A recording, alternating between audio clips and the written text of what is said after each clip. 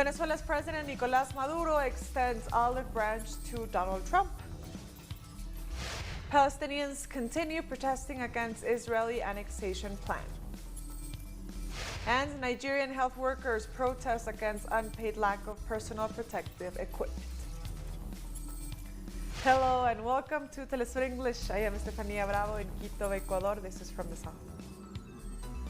Venezuelan President Nicolas Maduro has reiterated his willingness to meet U.S. President Donald Trump on the basis of mutual respect, just like he did with Democratic presidential candidate Joe Biden in 2015 in Brazil. Concerning the question on what I think about U.S. President Donald Trump's declarations, my answer is that just like I met with Joe Biden and we spoke respectively, which is registered, then when necessary, I am willing to respectively hold a conversation with President Donald Trump. The same way I held a conversation with Biden, I'm willing to talk to Trump. For his part, Democratic presidential candidate Joe Biden criticized Trump's statements where he expressed his willingness to meet President Maduro in an interview on a local media outlet. Nonetheless, during Dilma Rousseff's inauguration in 2015, the then Vice President Joe Biden held a brief meeting with Venezuelan President Nicolas Maduro, with many leaders witnessing the meeting, including former Uruguayan President José Mujica. During the meeting, President Maduro requested Biden of a U.S.-Venezuela relationship based on mutual respect. The request was made after the Obama administration imposed a series of sanctions against Venezuela. On Sunday, Brazil surpassed 50,000 COVID-19 fatalities, representing the second highest death toll in the world. The novel coronavirus is spreading fast across Latin America, with over 2 million cases now reported, and it has hit Brazil the hardest. On Sunday, the country reported over 600 more deaths, while there are already over 1 million confirmed cases. Brazil's figures are only surpassed by those of the United States.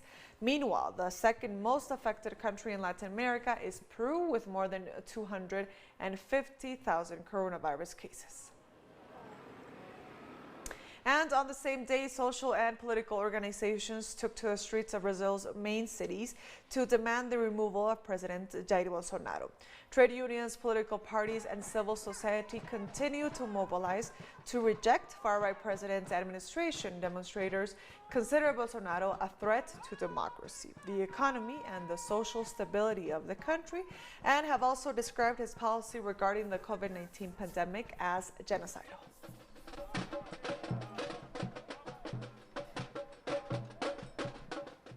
Our correspondent in Sao Paulo, Brian Muir, has the rest of the details on the situation in Brazil. Brazil's 4 largest metropolitan areas have a combined population of nearly 50 million. That's a quarter of the nation's population. And in each one of these areas, Sao Paulo, Rio, Belo Horizonte, and Brasilia, there were massive protests against far-right President Jair Bolsonaro this Sunday. Now, since the COVID-19 pandemic has begun, every Sunday, there have been small, fascist protests calling for the closure of the Supreme Court, which have dominated the media attention. But as people become to realize that it's not as dangerous to appear in protests with masks on and things like that as people had thought in terms of transmitting the disease, and as anger against growing scandals involving the president's family with illegal organized crime militias, with fraud and procurement of chloroquine, and scandals involving resignation of different ministers and federal police investigations, the anger levels are just growing and growing against this regime. We thank Brian Muir for that report. Mexico reported over 5,000 new coronavirus cases this Monday. Director General of Epidemiology at the Mexican Ministry of Health, José Luis Alomía, reported over 5,300 new cases for a total of more than 180,000. Meanwhile, over 1,000 COVID-19 fatalities were reported, bringing the death toll to over 21,000. The officials stressed that in the next few hours, the number of new cases could increase, as there are more than 56,000 suspected cases. It should be noted that despite the fact that 15 states are on high alert, the country's health facilities have not collapsed. ciertas actividades. Peruvian authorities reopened shopping malls this Monday despite the large number of coronavirus cases in the country. The country has now reported a total of almost 255,000 COVID-19 cases, while the death toll stands at over 8,000. On Sunday, over 3,500 new cases were reported and 184 deaths. It is worth noting that more than 10,500 patients are currently hospitalized, 1,100 of which remain in intensive care. Despite the health crisis, the government of Martín Vizcarra has authorized the reopening of malls and stores as of Monday, which must follow strict hygienic measures. Panama has 500 unemployed doctors amid a critical phase of the COVID-19 pandemic. This Monday, the Dean of the Medical School of the University of Panama, Enrique Mendoza, denounced that nearly 500,000 recently graduated doctors are unemployed, waiting for the call of the country's health ministry. Mendoza warned in an interview with a local newspaper that at this time, when there is a need to increase capacity to identify COVID-19 cases and ensure the traceability of contacts, the government and the health ministry have doctors waiting and at their disposal to support the fight against the virus. Mendoza recalled that it is striking that this workforce remains unemployed as they have the required skills, having completed 6 years of studies plus 2 years of residencies. Chile remains among the worst hit countries by the COVID-19 pandemic, registering over 7,000 dead. Nonetheless, social organizations have continuously condemned the response of the government of President Sebastián Piñera. In many neighborhoods, citizens gather to distribute food to those in need. But even this act could now be punished by the law with up to 5 years in prison, thanks to a new law that was rushed through Congress to achieve this goal. We believe the government has once again chosen to use violence to fight social conflicts, and their decisions goes against all logic, as their own data shows that only half of those detained for allegedly breaking this new law actually broke the law. Chile's already overpopulated prisons have welcomed around 2,500 political prisoners under this new law. We want to show solidarity and help make this issue visible. All the political prisoners that have been unconstitutionally detained since last year. There are many Mapuche citizens detained who have historically been enemies of the state. They are criminalizing social movements. They are ignoring entire sectors of poor population, those most in need. Who is going to catch COVID-19? Poor people. And one person will infect many others. People are already rising up against the state across the country. This will go on, a new rebellion. Meanwhile, the government has been forced to admit they hit 3,000 deaths. We matched the rise of cases with those of other countries, and we managed to figure out the number of possible cases. It was very hard to do this. Meanwhile, the communist lawyer of the Coleta commune presented the first legal case against the president and his ministers. We'll be right back. Don't go away.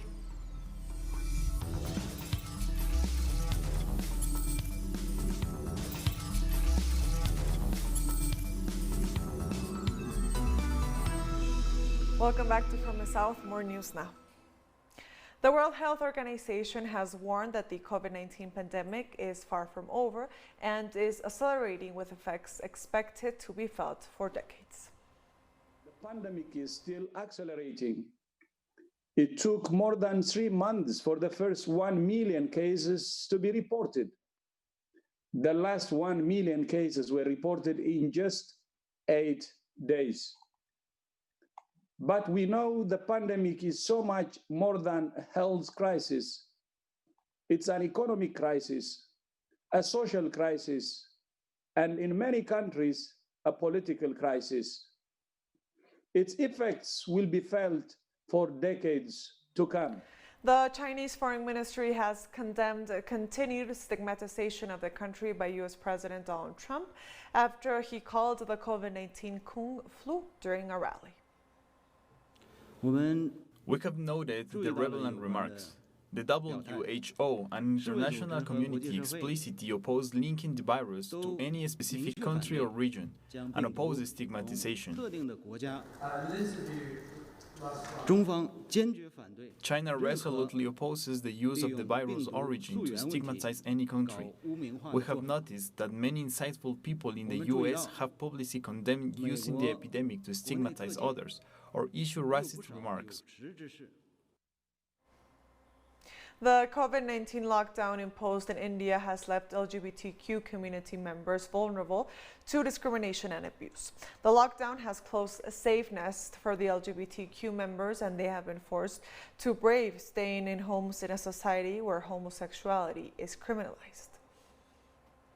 People are locked down and unable to move out is kind of putting them in situations where they do not have access to their community peers, they do not have access to community spaces, and that kind of is very, very stifling for a lot of people. It can be very, very triggering because you are stuck in a family that's probably heteronormative, that doesn't know about your sexuality, your gender identity, and that kind of causes one level of stress, especially if you're not out. Okay. Nurses in the city of Brussels have staged demonstrations against the government's lack of recognition. Dozens of the nurses and other staff members of Anderlecht Hospital gathered outside waving banners denouncing government's negligence on health workers in the face of the COVID-19 pandemic. We held a rally to denounce all that we lived through during the COVID period and also what we live through every day, outside of the COVID period. We also denounced the suffering we went through, especially the lack of recognition. Frontline health workers in the Nigerian capital Abuja have protested against the non-payment of their salaries and hazard allowance.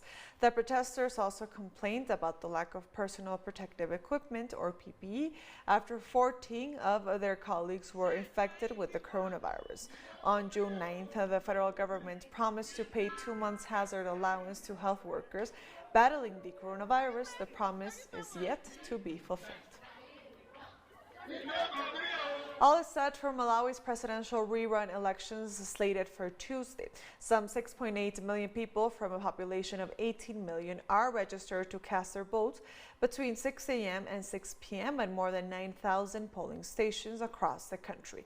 Incumbent president and ruling party candidate Peter Mutharika is facing an uphill battle to fend off a challenge from opposition candidate Lazarus Chakwera. Chakwera, the leader of the country's oldest political party and biggest opposition movement, the Malawi Congress Party, or MCP, is widely tipped to win the elections after partnering with incumbent Vice President Saulus Shimila. Mutharika's ally turned rival, the polls come almost 5 months after a court nullified last year's disputed elections and ordered a fresh vote. I'm very much prepared and looking forward to it because, as you can see, for one good year, Malawi has been on a standstill. Yes, everything has stopped, and I believe that maybe by voting this coming election tomorrow, things are going to return to normal. I am ready to vote tomorrow. I will go early in the morning to vote to the president of my choice. Our responsibility is to go and vote. That's why we took time to pray for our country so that Malawi can be saved, Malawi can be preserved, that God can intervene in whatever we are doing as a nation.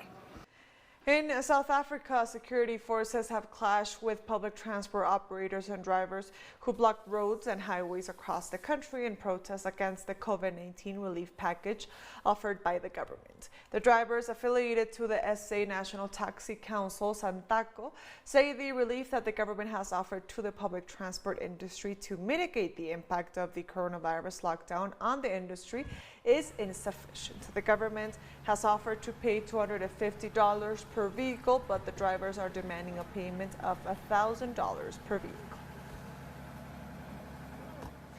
Authorities in Ivory Coast say they have captured the leader of an armed group that carried out a deadly attack on a military post on June 11th. 10 soldiers died when dozens of heavily armed attackers carried out a pre-dawn attack on the camp located on the border with Burkina Faso.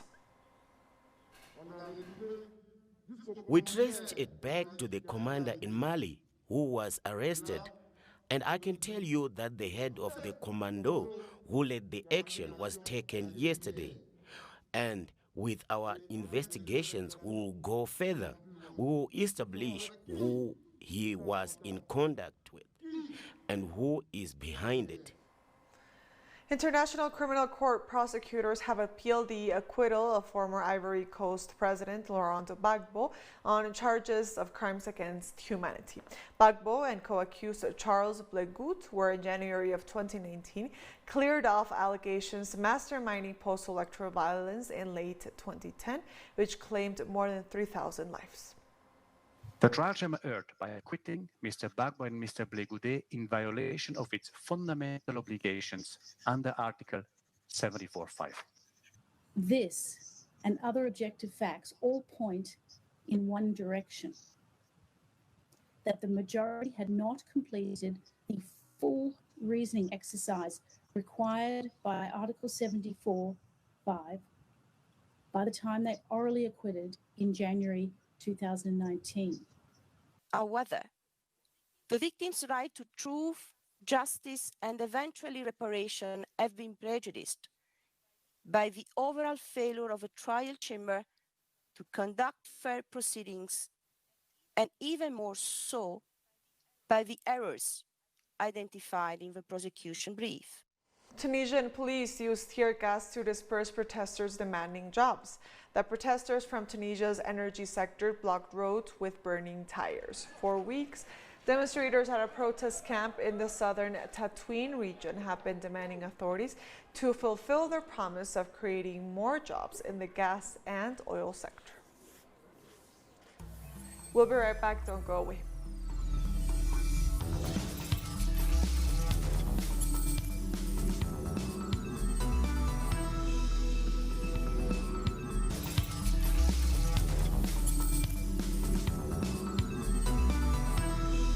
Welcome back to From the South, more news now.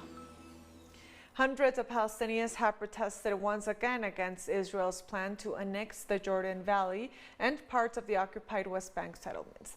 The planned annexation was proposed by U.S. President Donald Trump in his so-called Middle East plan. The plan has received condemnation as it favors Israel and has been rejected by the Palestinians. 2 people have been killed and 7 others wounded in a shooting in North Carolina. The shooting happened at a party that was a continuation of Juneteenth celebrations in northern Charlotte. Former North Carolina State Senator and current Charlotte City Council member has dismissed any links to the shooting with the Juneteenth celebrations, describing the incident as a, quote, a Charlotte problem. What happened last night had nothing to do with the celebration that occurred on Friday night in terms of really celebrating Juneteenth. Last night was just an impromptu celebration of sorts, non-sanctioned by anyone, that got totally out of hand, and we simply can't have that in our community. We need to identify who did the shooting. They need to be brought to justice as soon as possible, and they need to be prosecuted to the fullest extent of the law. German airline Lufthansa has been dropped from the country's blue chip stock index as the company's shares dropped by 5.8%. Lufthansa was left out of the DAX index after its stock price fell due to the coronavirus outbreak. The drop comes ahead of a crunch meeting between the German airline's biggest shareholder, Heinz Hermann-Thiel, and Germany's economics minister on Monday to discuss a $10 billion rescue package for the troubled company. Without Corona, Lufthansa will definitely still be in the DAX. Lufthansa did a good job in the last 3 years. They had to compete with competition from Asia and Arab world, which was subsidized by governments. That has not been done so far for Lufthansa, but will be done in the near future. But you have to say it is a shame because they done a good job so far. Russian President Vladimir Putin has paid homage to Russia's World War II heroes. President Putin toured the new Orthodox cathedral built to honor the country's military. Thousands of Russian troops are set to march in Moscow on Wednesday as the president hosts a World War II commemoration ahead of a crucial vote. For us, the citizens of Russia, the memory of the Great Patriotic War, of all those who fought and died, who brought victory closer by all means, is absolutely sacred. It is always with us. It gives us strength to serve our country, moral confidence, from which we have no right to retreat and will never retreat. The first robot restaurant complex in South China's Guangdong province opened on Monday with more than 20 catering robots, able to produce nearly 200 kinds of dishes to customers. Located in Shundi City, the restaurant serves Chinese food, hot pot, and fast food covering an area of about 2,000 square meters. The restaurant can serve nearly 600 people at the same time. The whole process, from ordering food to making dishes and serving dishes, are all completed by robots, and the robot can make a dish as fast as in 20 seconds. Chefs often say they would use a little amount of salt when cooking. It might take us more than 1,000 times to identify that amount of measurement. We broke down step by step the videos of cooking process of famous chefs and achieved digital results before inputting them into the menu system. Maybe in the future, we will have thousands of recipes when we develop household robots. Then we can introduce all the delicious dishes in the world, all made with standardized processes. Then we can enjoy tens of thousands of delicious dishes at home. And with that, we've come to the end of this news brief. You can find these and many other stories on our website at telesurenglish.net. And also join us on social media. We are on Facebook, on Twitter, and on Instagram. For Telesur English, I am Stefania Bravo. Until next time.